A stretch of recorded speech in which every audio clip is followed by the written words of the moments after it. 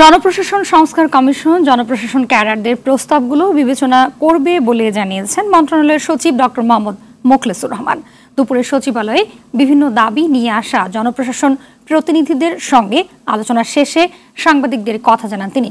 Bangladesh public service association নেতারা বৈঠকের পর সচিব বলেন, সংস্কার প্রস্তাব এখনো চূড়ান্ত হয়নি, সবার মধ্যে দূরত্ব কমিয়ে একটা যৌক্তিক সংস্কার হবে। এছাড়া জেলা প্রশাসক নিয়োগের জন্য আবারও বাছাই তালিকা করা হবে, সেখান থেকেই নতুন ডিসি নিয়োগ হবে। এর আগে সকাল থেকে জনপ্রশাসন মন্ত্রণালয়ে জড়ো হতে শুরু করে এই ক্যাডারদের বিভিন্ন স্তরের কর্মকর্তারা। তারা উপসচিব পদে পদোন্নতির ক্ষেত্রে 50% উন্মুক্ত করে দেবার যেই আলোচনা উঠেছে তার বিরোধিতা করেন।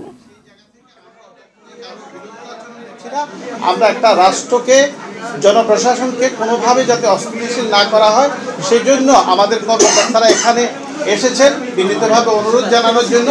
সবাই যাতে বেনিফিটেড হয়, সবাইকে 100% করা যাবে না, কিন্তু দূরত্ব কমিয়ে এনে যেই কথাগুলো বলা হচ্ছে অথবা এগুলো তো এখনো শেপই নেয় নাই, শেপ নেবে, সেই শেপ নেওয়ার আগে আমরা ওনাদের সাথে ক্লোজ ডোর বসে আমরা আলোচনা করবো।